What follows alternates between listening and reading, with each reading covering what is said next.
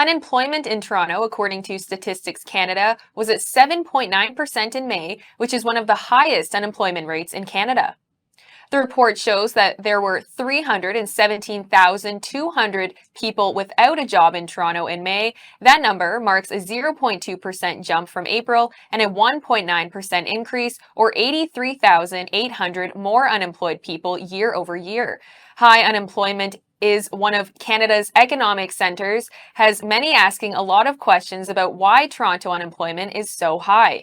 Joining us now to answer some of those questions is Dr. Moshe Lander, economist and professor at Concordia University. Dr. Lander, thank you for joining us. Hello. How exactly does Toronto's unemployment rate compare to other major cities like Vancouver and Montreal? And is Toronto an outlier among these major cities, or is that trend just all across major cities? Well, like you said, it is one of the highest in Canada.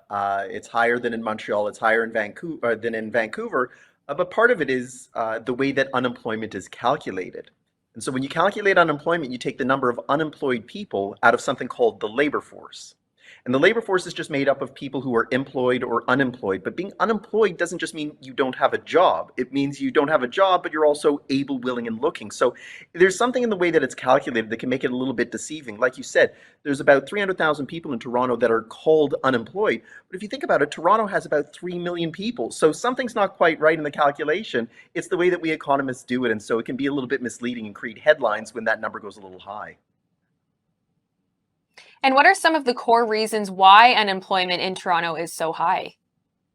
So Toronto, like Montreal and Vancouver, are magnets for people moving into Canada, and for even within Canada, destinations for people to move if they're moving from a smaller town. So what happens then is that when they move, they're not necessarily moving with a job already in place. And so if they move without a job already in place, then when Statistics Canada asks them, "Do you have a job?" and they say no, and then Statistics Canada says, "Are you able, willing, and looking?" and they say yes, they say, we now have another unemployed person in Toronto. And so it's one of those things that given time, they will eventually find jobs. Otherwise, how are they going to make it in Toronto? And so that number is very, very cyclical, and it's sensitive to these things like how many people are moving at any given moment. And how much is remote work playing a role here? Is the slow rollout of return to work in Toronto post-COVID having an impact on the job market? No. So because the way that unemployment is calculated is that you have to be out of work but able, willing, and looking. If you're working from home and when StatsCan calls and says, "Are you working?" They don't ask, "Where are you working?" So if you say, "Yes, I'm working," they consider you to be employed. And that's whether you're working 1 hour, 40 hours, one job, 10 jobs, part-time, full-time. It really doesn't matter, just as long as you say, "Yes, I'm working." So it's not necessarily even a function of where you are. Now, I get your question that if you have all of the unemployed people in Toronto itself and all of the employed people are outside of Toronto, it could unflatter the number, but that's not the case because it's going to be where are you working that comes as the next question. And if people say, "Well, I'm working remotely, but I'm working for a company in Toronto," you're considered employed in Toronto. Now, you've pointed out previously with us that poor economic growth is holding Canada behind. Is that poor growth record true for the City of Toronto as well, or is unemployment in the city more a result of poor growth at the provincial and federal levels?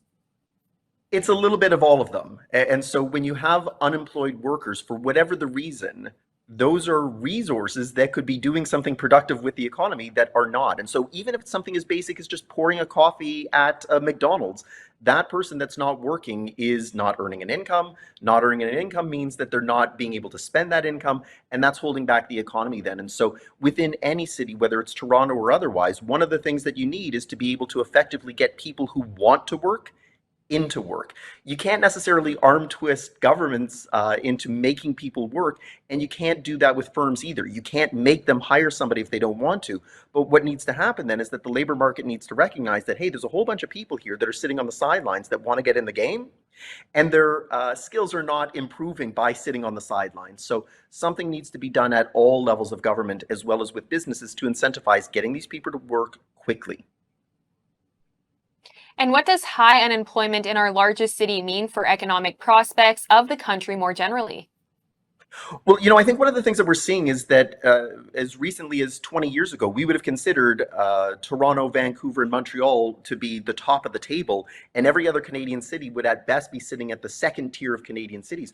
But if you actually look at the numbers, Calgary and Edmonton out in Alberta are Canada's third and fifth largest cities now. And so what you find is that when cities like Toronto can't effectively get people into work, then they're going to start looking elsewhere. Dr. Lander, thank you so much.